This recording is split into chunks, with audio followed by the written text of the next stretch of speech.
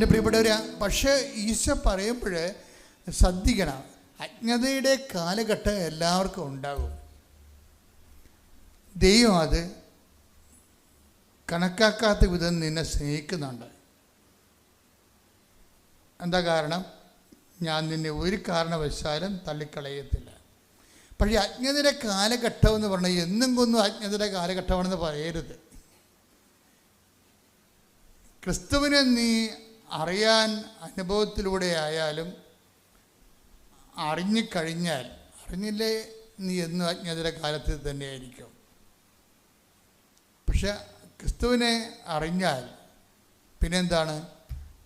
എന്നാൽ എല്ലായിടത്തും അറിയാനുള്ള മാർഗം എന്താ? ക്രിസ്തുവിനെ ഒരു എൻട്രൻസ് കൊടുക്കാനുള്ള മാർഗം എന്താ? ക്രിസ്തുവിനെ നിൻ്റെ ജീവിതം, നീ ഉടമ്പടി എടുത്തു, ഉടമ്പടി എടുത്തെങ്കിൽ എൻ്റെ ഇൻഫ്രാസ്ട്രക്ചറായിട്ടേ ഉള്ളൂ. ഇപ്പോൾ വീട് വെച്ചു ഓക്കെ, ടൈൽസ് ഇട്ടു, ഇൻ്റർണൽ വയറിങ് നടത്തി, കിച്ചൺ ചെയ്തു, അതിനിപ്പോഴും പൈപ്പിൽ ഗ്യാസ് വരാൻ തുടങ്ങി, എല്ലാം ഓക്കെയാണ്. പക്ഷേ എന്താണ്? താക്കോല് കോൺട്രാക്ടർ തന്നിട്ടില്ല, അതാണ് കുഴപ്പം.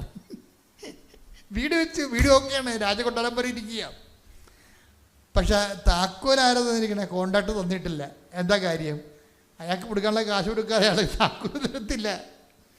ഇതുപോലെ തന്നെയാണ് ക്രിസ്തുവിനെ സ്വീകരിക്കുന്ന രീതി. രക്ഷയുടെ ഇൻഫ്രാസ്ട്രക്ചർ എല്ലാം ഓക്കെയാണ്, നിത്യത വരെയുള്ള നിൻ്റെ നിത്യസഹവാസം ഓക്കെയാണ്, പക്ഷെ താക്കോല് കിട്ടിയിട്ടില്ല. താക്കോൽ എന്താണ്? അജ്ഞതയുടെ കാലഘട്ടത്തെ ദൈവം കണക്കിലെടുത്തില്ല. എന്നാൽ ഇപ്പോഴേ എല്ലായിടത്തുമുള്ള എല്ലാവരും, അല്ലാതെ കത്തോലിക്കർ മാത്രമല്ല, CSIക്കാർ മാത്രമല്ല, എല്ലായിടത്തുമുള്ള എല്ലാവരും, ഇന്ത്യക്കാരായാലും ശരി, ആസ്ട്രേലിയക്കാരായാലും ശരി. എന്നാൽ ഇപ്പോൾ എന്നാൽ ഇപ്പോൾ എന്നാൽ ഇപ്പോൾ എല്ലായിടത്തുമുള്ള സകല ജനങ്ങളും പശ്ചാത്തപിക്കണമെന്ന് അവിടുന്ന് ആജ്ഞാപിക്കുന്നു. താക്കോല് കോൺട്രാക്ടറുടെ കയ്യിലാണ്. മനസ്സിലായില്ലേ? രക്ഷയുടെ ഇൻഫ്രാസ്ട്രക്ചർ ഓക്കെയാണ്, പക്ഷെ അകത്ത് കയറണം, ക്രിസ്തുവിൻ്റെ കൃപയുടെ അകത്ത് കയറണമെങ്കിൽ താക്കോല് വേണം. ആ താക്കോൽ എന്താണ്? Repent, the kingdom of God is at hand. എന്താണത്? മർക്കോസ് 1:15. ശ്രുതിക്കട്ടെ ഹല്ലേലൂയ.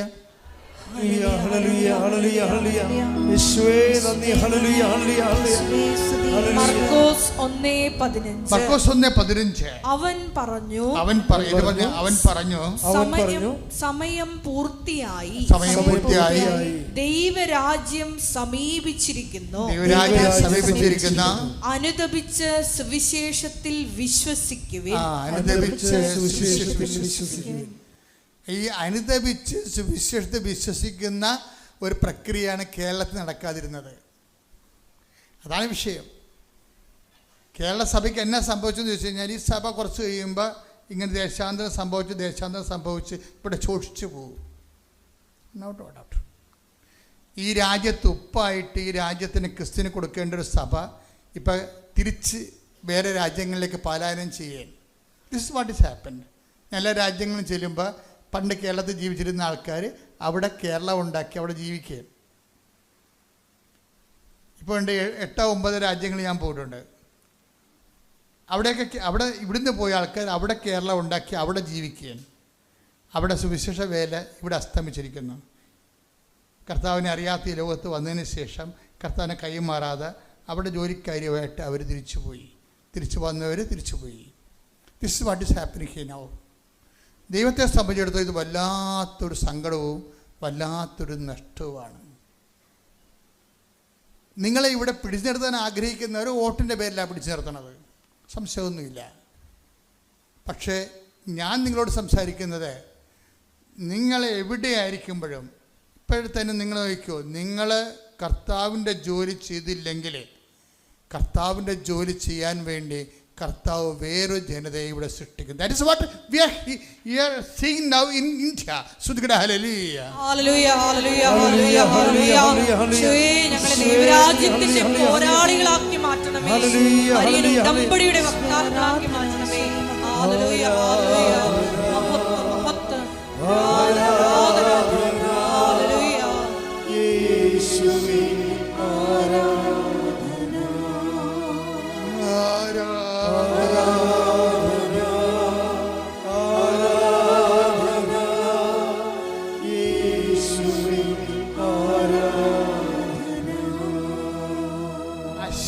എന്ന് പറഞ്ഞൊരു മോള് കഴിഞ്ഞ ദിവസം സാക്ഷ്യം പറഞ്ഞു. ഈ നാട്ടുകാരത്തിയാണ്, ജസ്റ്റ് കലവൂരിൻ്റെ അപ്പുറത്ത് പാതിരപ്പള്ളിയുള്ള സഹോദരിയാണ്. അപ്പം അശ്വതിയുടെ സാക്ഷ്യം, അതായത് അശ്വതിയുടെ ചേച്ചിയുണ്ട്. അപ്പോൾ ഇവർക്ക് ഉള്ളൊരു കുഞ്ഞ് ലാബാണ്, അതുകൊണ്ട് ഭക്ഷണം കഴിച്ച് പോവുകയാണ്. ലാബിൻ്റെ ഒരു കുഴപ്പമെന്ന് വെച്ചാൽ ഇത് ഉള്ളിലോട്ട് മാറിയ റോഡ് സൈഡിലല്ല, ആരെങ്കിലും രക്തം അതുപോലെ തന്നെ കഫമൊക്കെ പരിശോധിക്കാൻ വന്നാൽ കാണത്തില്ല, ലാബ് കാണത്തില്ല, ഇത് ഉള്ളിലോട്ട് മാറിയ, അതുകൊണ്ട് അവിടെ ബിസിനസ് നടക്കണില്ല. അപ്പോൾ ഇത് പൂട്ടുമ്പോൾ അശ്വതിക്ക് തോന്നി എങ്ങനെയോ ആരോ കൃപാസനത്തിന് ലിങ്ക് കൊടുത്ത് അമ്മയെ വന്ന് കാണാമെന്ന് തോന്നി. അപ്പം അമ്മയെ വന്ന് കണ്ട് ഇവൾക്ക് ഈ ഉടമ്പടിയെക്കുറിച്ചൊക്കെ ഒരു ഐഡിയ ഇല്ല, എങ്കിലും സാക്ഷ്യങ്ങളൊക്കെ കേട്ടുകാൻ തുടങ്ങിയപ്പോൾ ദൈവം ഉണ്ടെന്ന് മനസ്സിലായി. സാക്ഷ്യങ്ങൾ ഏറ്റവും വലിയ ഈ സാക്ഷ്യം പറയാതിരിക്കുന്നവരെ ദൈവദൃശ്യത്തിന് ഇത് വലിയ കടവാണ് കേട്ടോ, ഓർത്തേക്കണം.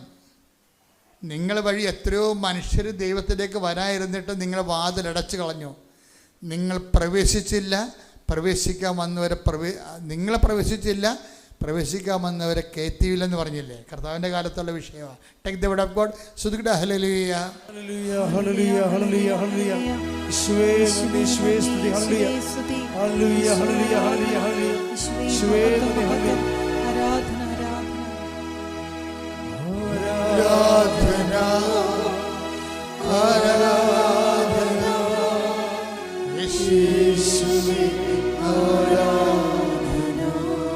ആരാധന ആരാധന ആരാധന യേശുവേ ആരാധന.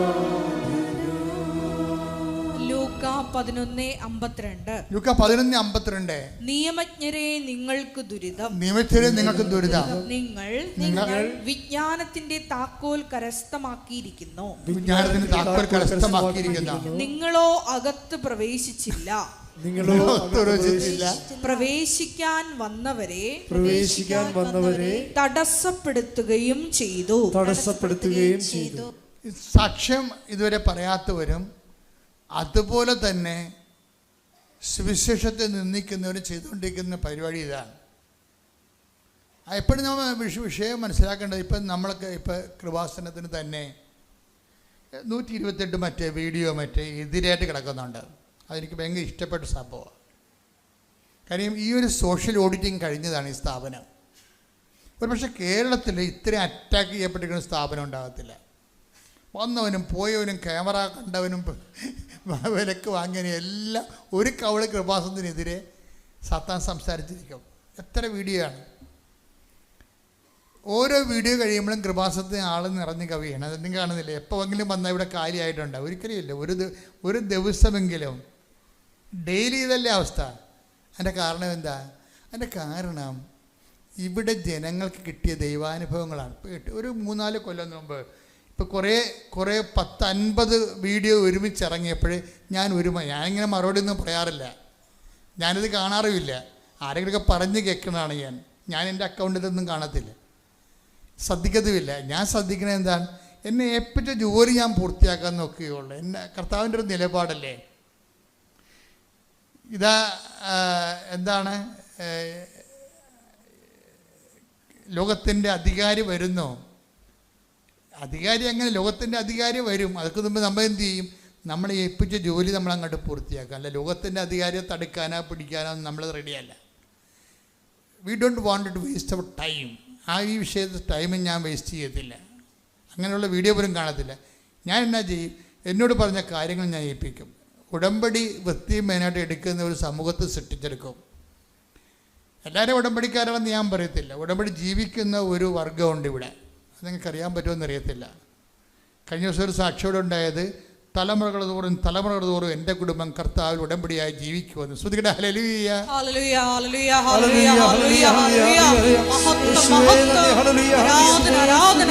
ദൈവനാമത്തിന് മഹത്വം ഉണ്ടായിരിക്കട്ടെ. അമ്മ മാതാവിനും യേശോയ്ക്ക് 1000 നന്ദി. എൻ്റെ പേര് ആശ. ഞാൻ ഞാൻ കൊല്ലം ജില്ലയിലെ വെളിയം സെൻറ് ആൻ്റണീസ് ഇടവകയിൽ നിന്നാണ് വരുന്നത്.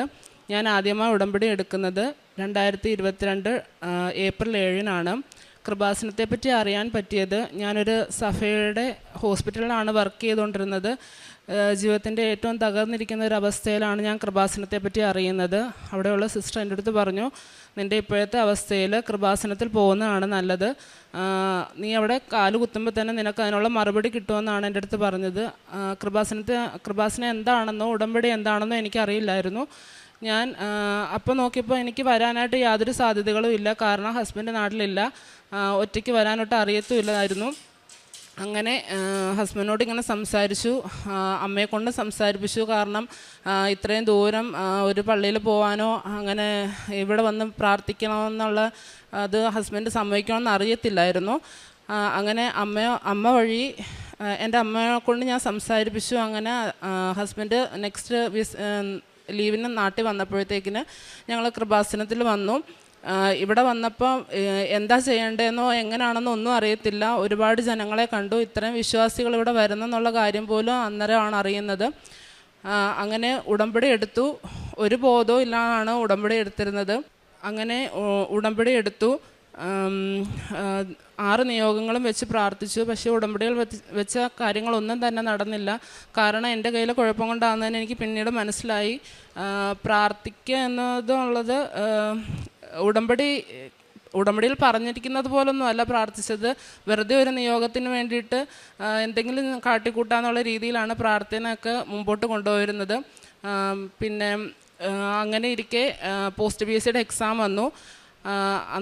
ഞാൻ അന്നേരം വിചാരിച്ചു, കുറച്ച് നന്നായിട്ട് പഠിക്കുമല്ലോ, ഒരുപാട് കൂടുതലിരുന്ന് പഠിക്കൊന്നും വേണ്ട, നേരത്തെ പഠിച്ചിട്ടുള്ളത് തന്നെ ആയിരിക്കുമല്ലോ ചോദിക്കുന്നതെന്നൊക്കെ വിചാരിച്ചു. അങ്ങനെ ബാംഗ്ലൂർ പോയി. അവിടെ ചെന്നപ്പോൾ ഞാൻ വിചാരിച്ചത് ഉടമ്പടി പ്രാർത്ഥന ഒന്നും ഇനി കണ്ടിന്യൂ ചെയ്യാൻ പറ്റത്തില്ല. കാരണം കൂടെയുള്ള അവരാർക്കും ഉടമ്പടി എന്താണെന്നൊന്നും അറിയത്തില്ല.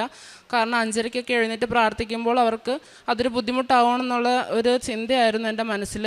എന്നിരുന്നാൽ തന്നെയും ഞാൻ അവരോട് ഉടമ്പടിയെപ്പറ്റി പറഞ്ഞു. അവർക്ക് ആർക്കും തന്നെ ഒരു ബുദ്ധിമുട്ടും ഇല്ലായിരുന്നു. എൻ്റെ കൂടെ 5:30 വെളുപ്പിന് 5:30 സന്ധ്യാപ്രാർത്ഥനയിലാണെങ്കിലും അവർ കൂടുന്നുണ്ടായിരുന്നു. അങ്ങനെ ഫസ്റ്റ് ഇയർ എക്സാം ആയതുകൊണ്ട് 2016 ഞാൻ GNM പാസ് ഔട്ടായത്. ഇത്രയും ഗ്യാപ്പുള്ളത് കാരണം പഠിക്കുന്ന ഓർമ്മയിരിക്കുന്നതൊക്കെ ഒരു വലിയ ബുദ്ധിമുട്ടായിരുന്നു. എന്നിരുന്നാൽ തന്നെയും മാതാവിനോടും ഈശോയോടും കണ്ടിന്യൂസ് ആയിട്ടിരുന്ന് പ്രാർത്ഥിച്ചതിൻ്റെ ഫലമായിട്ട് ലൈറ്റിൽ ക്യാൻഡൽ പ്രെയർ റിക്വസ്റ്റ് ഇടുകയും ചെയ്തു. എല്ലാവരെ കൊണ്ട്, എൻ്റെ കൂടെയുള്ള എല്ലാ കുട്ടികളെ കൊണ്ടും പ്രെയർ റിക്വസ്റ്റ് ഇടുകയും ചെയ്യിച്ചു. അതുവഴി മാതാവ് ഈശോയിൽ നിന്ന് ഞങ്ങൾക്ക് ഫസ്റ്റ് ക്ലാസ്സോടെ നല്ലൊരു വിജയം തന്ന് അനുഗ്രഹിച്ചു. അതിനു മുമ്പായിട്ട് ഞാനും എൻ്റെ ഒരു ഫ്രണ്ടും കൂടി ഇവിടെ വന്നിട്ടുണ്ടായിരുന്നു പ്രാർത്ഥിക്കാനായിട്ട്. അത് കഴിഞ്ഞ് സെക്കൻഡ് ഇയർ എക്സാമായി. സെക്കൻഡ് ഇയർ എക്സാമിന് ഭയങ്കര പേടിയോടാണ് ഞങ്ങൾ അങ്ങോട്ട് പോകുന്നതിന് മുമ്പ് ജോസഫ് അച്ഛൻ്റെ അടുത്ത് വന്ന് അനുഗ്രഹം വാങ്ങിച്ചിട്ടാണ് പോയത്. ജോസഫ് അച്ഛൻ ഞങ്ങൾക്കൊരു കാശ് രൂപം തന്നിരുന്നു. അത് ഞങ്ങൾ കൊന്തയിൽ ഇട്ടിട്ടാണ് പോയത്. ബയോകെമിസ്ട്രി എന്ന് പറയുന്നൊരു സബ്ജക്റ്റ് എല്ലാവർക്കും തന്നെ പാടായിരുന്നു. പഠിക്കുന്ന കുട്ടികളാണെങ്കിലും അല്ലാത്തവർക്കാണെങ്കിലും ഭയങ്കര പാടായിരുന്നു. ഞങ്ങൾ വിശ്വാസപ്രമാണം ചൊല്ലി വിശുദ്ധ ഉപ്പ് എക്സാം ഹോളിൽ ഇടുകയും വിശുദ്ധ തൈലം പുരട്ടി പോവുകയാണ് ചെയ്തത്. ഒട്ടും തന്നെ പ്രതീക്ഷയില്ലായിരുന്നു. ആ ഒരു സബ്ജക്റ്റ് എല്ലാവർക്കും തന്നെ പോകുമെന്നുള്ളൊരു പ്രതീക്ഷയിലാണ് ഞങ്ങൾ തിരിച്ച് വീട്ടിലേക്ക് വന്നത്. പക്ഷേ മാതാവ് അത്ഭുതം പ്രവർത്തിച്ചു. ഈശോ വഴി അത്ഭുതം പ്രവർത്തിച്ചത് കാരണം ഞങ്ങളെല്ലാവരും തന്നെ ഫസ്റ്റ് ക്ലാസ്സോടെ ആ എക്സാം പാസ്സാവുകയും ചെയ്തു. ഇതാണ് എൻ്റെ ഒന്നാമത്തെ സാക്ഷ്യം. രണ്ടാമതായിട്ട് 5 വർഷമായിട്ട് ഞാൻ വിദേശത്തേക്ക് പോകാൻ ആഗ്രഹിക്കുന്ന ഒരു വ്യക്തിയായിരുന്നു. അതിൻ്റെ പ്രോസസ്സിങ്ങിനായിട്ട് ഒരു ഏജൻസിയിൽ ഡോക്യുമെൻറ്റ്സ് സബ്മിറ്റ് ചെയ്യുകയും 1 ലക്ഷം രൂപ അവിടെ പേയ്മെൻറ്റ് അടയ്ക്കുകയും ചെയ്തിരുന്നു. പക്ഷേ ആ സമയത്താണ് കുവൈറ്റ് പ്രോമെട്രിക്ക് സ്റ്റാർട്ടായത്. അപ്പം പ്രോമെട്രിക്ക് പഠിക്കാനും വേണ്ടിയിട്ട് ഒരു അക്കാഡമിയിൽ ഞാൻ ജോയിൻ ചെയ്തു, ഞാനും എൻ്റെ ഒരു ഫ്രണ്ടും കൂടി. അവിടെ ചെന്നപ്പോൾ ക്വസ്റ്റ്യൻസ് വർക്കൗട്ട് ചെയ്തപ്പോൾ എനിക്ക് തോന്നിയത് ഇതൊക്കെ എനിക്ക് അറിയാവുന്നതാണല്ലോ, ഞാൻ പഠിച്ചിട്ടുള്ളതാണല്ലോ എന്നൊക്കെയുള്ളൊരു ചിന്തയായിരുന്നു എൻ്റെ മനസ്സിൽ. കാരണം ഓവർ കോൺഫിഡൻസ് ആയിരുന്നു, മെറിറ്റിൽ മാത്രമുള്ള വിശ്വാസം ഉള്ളായിരുന്നു.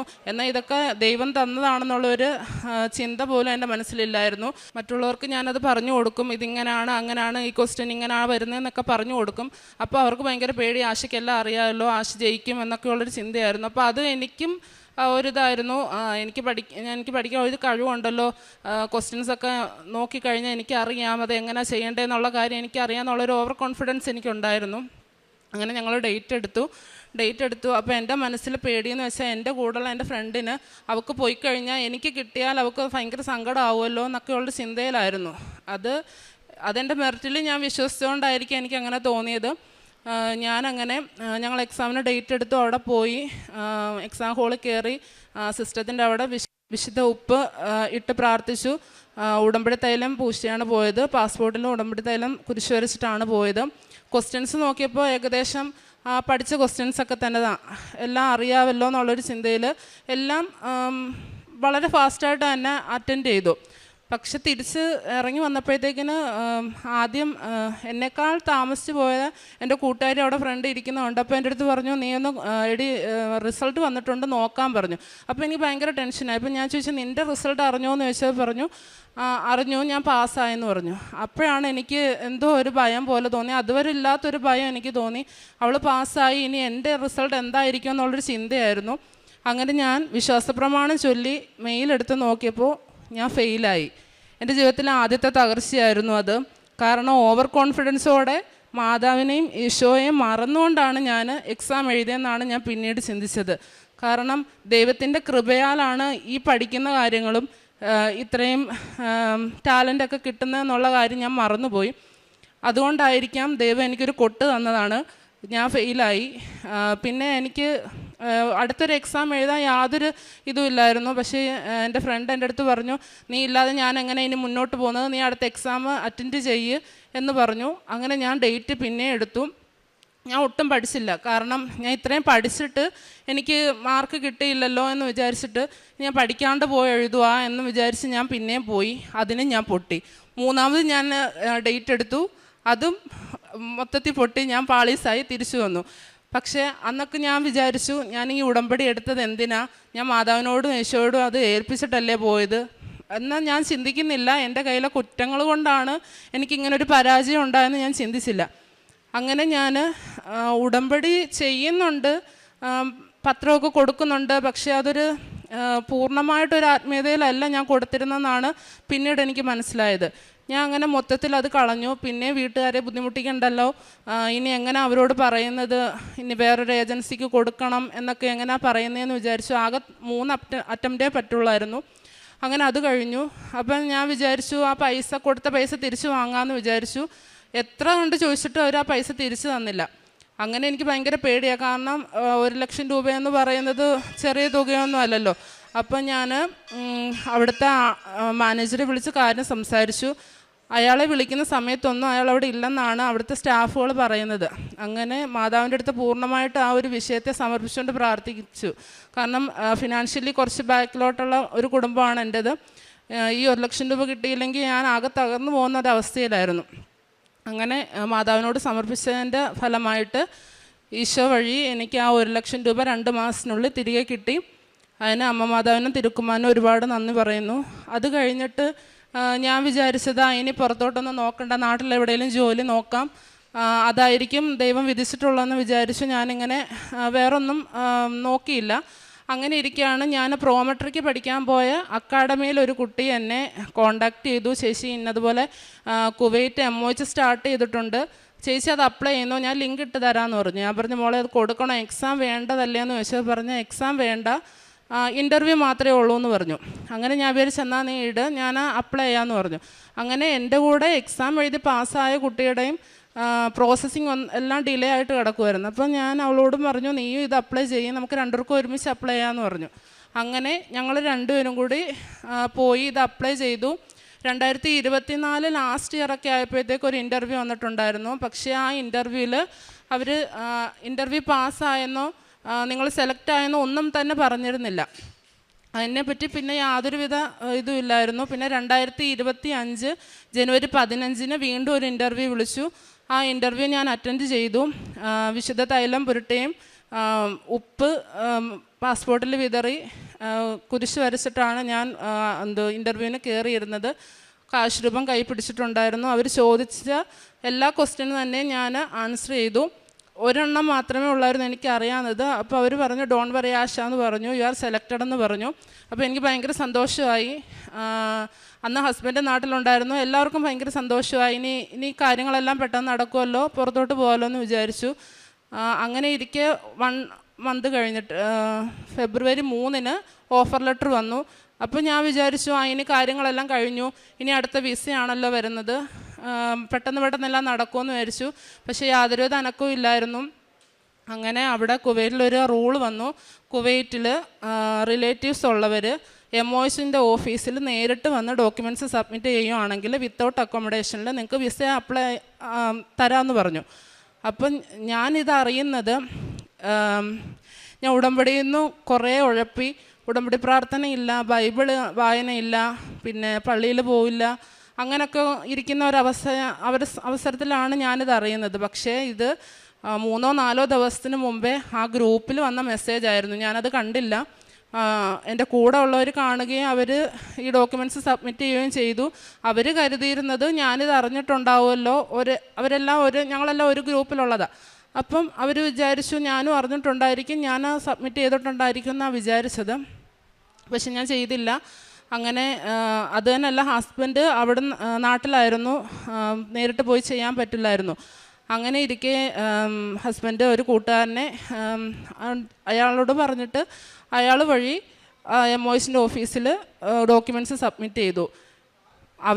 എൻ്റെ കൂടെ ഉള്ളവരുടെ കാര്യങ്ങളെല്ലാം നേരെ നടന്നു. കാരണം ഞാൻ ഈ ഉടമ്പടിയിൽ നിന്ന് ഉഴപ്പി നിന്നതുകൊണ്ടായിരിക്കും മാതാവ് എൻ്റെ കാര്യങ്ങളെല്ലാം ലേറ്റാക്കി.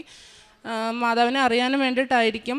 അതൊന്നും അന്നേരം ഞാൻ ചിന്തിച്ചില്ല. അന്നേരവും ഞാൻ മാതാവിൻ്റെ അടുത്ത് പറഞ്ഞത് ഇതൊക്കെ വെറുതെയാണ്, പ്രാർത്ഥിക്കുന്നതൊക്കെ എന്തിനാണ്. ഞാൻ എൻ്റെ അമ്മയോട് പറഞ്ഞിട്ടുണ്ടായിരുന്നു. അമ്മ ഇങ്ങനെ പറഞ്ഞു, നീ പ്രാർത്ഥന കൈവിടരുത്, എന്ത് വന്നാലും പ്രാർത്ഥിക്കണമെന്ന് പറഞ്ഞു. പക്ഷെ ഞാൻ പറഞ്ഞു, എന്തിനാ പ്രാർത്ഥിക്കുന്നത്, ഇത്രയും നാൾ പ്രാർത്ഥിച്ചിട്ട് എൻ്റെ ഒരു കാര്യം പോലും നടന്നിട്ടില്ല. ഞാൻ ഉടമ്പടി എടുത്തൊരു വ്യക്തിയായിട്ട് പോലും എനിക്ക് മാതാവ് ഒന്നും തന്നെ നടത്തി തന്നില്ല എന്ന് പറഞ്ഞു. അങ്ങനെ അങ്ങനെ ഹസ്ബൻഡ് നാട്ടിൽ നിന്ന് പിന്നെ തിരിച്ചു പോയി. അപ്പോൾ എനിക്ക് ഭയങ്കര സങ്കടമായി. ഞാൻ കരുതിയിരുന്നത് ഹസ്ബൻഡ് കൂടി ഇനി തിരിച്ചു കയറി പോകാൻ പറ്റുമല്ലോ, കൂടെ പോകാൻ പറ്റുമല്ലോ എന്നുള്ള ചിന്തയിലാണ് ഞാൻ നിന്നത്. പക്ഷെ ഒന്നും നടന്നില്ല. ഈ നവംബർ ലാസ്റ്റ് എൻ്റെ കൂടെ അപ്ലൈ ചെയ്ത എല്ലാവരും തന്നെ കുവൈറ്റിലോട്ട് കയറിപ്പോയി. അപ്പോൾ എനിക്ക് സഹിക്കാൻ പറ്റുന്നില്ലായിരുന്നു. ഞാൻ എന്ത് ചെയ്യണമെന്ന് എനിക്കറിയത്തില്ല. അപ്പം ഞാൻ എൻ്റെ മനസ്സിൽ തന്നെ തോന്നുകയാണ്, മാതാവിനെ വിളിച്ചാണെന്നാണ് എനിക്ക് തോന്നുന്നത്, നീ കൃപാസനത്തിൽ പോ, ഉടമ്പടി പുതുക്ക്, നീ പ്രാർത്ഥന കണ്ടിന്യൂ ചെയ്യുക, എങ്കിലേ നിൻ്റെ കാര്യങ്ങളൊക്കെ നടക്കുകയുള്ളൂ എന്ന് എൻ്റെ മനസ്സിൽ തോന്നി. ഞാൻ മാതാവിൽ നിന്ന് അകന്നു പോയ വ്യക്തിയായിട്ട് പോലും ഞാനിവിടെ വന്നപ്പോൾ മാതാവ് എന്നെ സ്വീകരിച്ചു. അതിനുള്ളൊരു മറുപടിയായിട്ട് ഡിസംബർ 7 മാതാവിൻ്റെ പ്രത്യക്ഷീകരണ ദിവസം, ആ ദിവസം ഞാൻ ഒട്ടും യോഗ്യയല്ല. ആ ദിവസം എനിക്കൊരു ഗിഫ്റ്റ് മാതാവ് എനിക്ക് തന്നു. അന്ന് എനിക്ക് വിസ പ്രോസസ്സിംഗ് എനിക്ക് മാതാവ് തന്നു. കാരണം ഉച്ചയ്ക്കൊരു 1:30 ആയപ്പോഴത്തേക്കിനും ഞാനിങ്ങനെ പ്രാർത്ഥിക്കുകയാണ്. എൻ്റെ ഹസ്ബൻഡിൻ്റെ കാര്യത്തിനാണ് പ്രാർത്ഥിച്ചത്. പക്ഷേ മാതാവ് അതിനല്ല തന്നത്, എൻ്റെ കാര്യമാണ് മാതാവ് ഏറ്റെടുത്തത്. അന്ന് തന്നെ എനിക്ക് വിസ പ്രോസസ്സിംഗ് തന്നു. ഞാൻ മാതാവിനും തിരുക്കുമാനും ഒരുപാട് നന്ദി പറഞ്ഞു. അത് കഴിഞ്ഞ് 10 ദിവസത്തിന് ശേഷം എനിക്ക് വിസയും വന്നു. പിന്നീടുള്ളതെന്ന് വെച്ചാൽ ഞാനിങ്ങനെ അച്ഛൻ ഡെയിലി ബ്രെഡിൽ പറഞ്ഞിട്ടുണ്ടായിരുന്നു, നിങ്ങൾ ഇന്ന് 7 മണിക്ക് മുമ്പ് നിങ്ങളുടെ ഒരു കാര്യം സാധിച്ചു കിട്ടും, നിങ്ങൾ നന്നായിട്ട് പ്രാർത്ഥിക്കാൻ പറഞ്ഞു. അപ്പോൾ എൻ്റെ മനസ്സിൽ വിസ വന്നു, ഇനി അവിടെ ഒരു അപ്പാർട്ട്മെൻറ്റാണ്, താമസിക്കാനൊരു അപ്പാർട്ട്മെൻറ്റാണ് കിട്ടേണ്ടത്. കാരണം വിസിറ്റിംഗ് ഓപ്പൺ ചെയ്തതുകൊണ്ട് ഒരു റൂം പോലും അവൈലബിൾ അല്ല.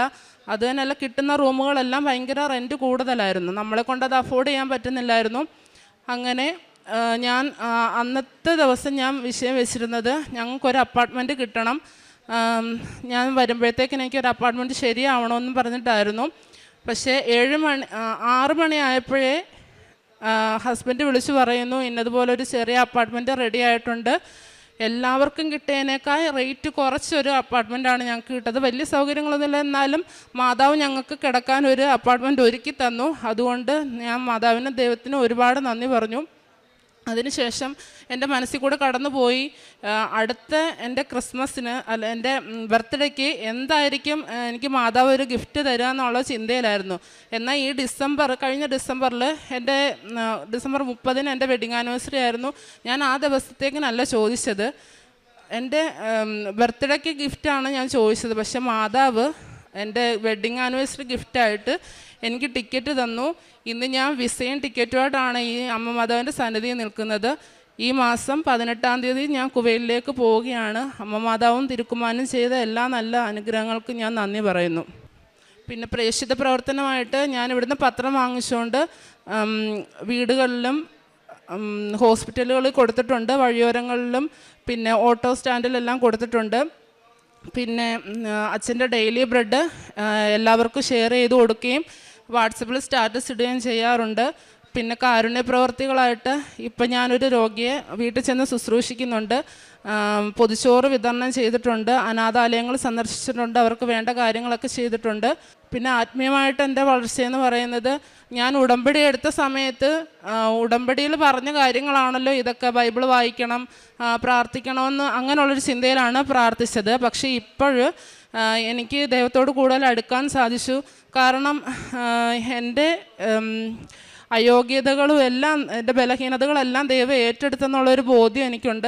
ഇല്ലെങ്കിൽ മാതാവ് ഈശോയും എന്നെ കൈക്കൊള്ളത്തില്ലായിരുന്നു. അതുകൊണ്ട് ഞാൻ കൂടുതൽ എനിക്ക് ദൈവത്തോട് കൂടുതൽ സ്നേഹിക്കാനും ദൈവത്തെ അറിയാനും ഉള്ള കൃപ തന്നു. മറ്റുള്ളവർക്ക് പറഞ്ഞു കൊടുക്കാനുള്ള ഒരു കൃപ തന്നു. നിങ്ങൾ പ്രാർത്ഥിക്കണം, പ്രാർത്ഥിച്ചാൽ എല്ലാം നടക്കും എന്നുള്ളൊരു അനുഗ്രഹം എനിക്ക് ദൈവം തന്നു.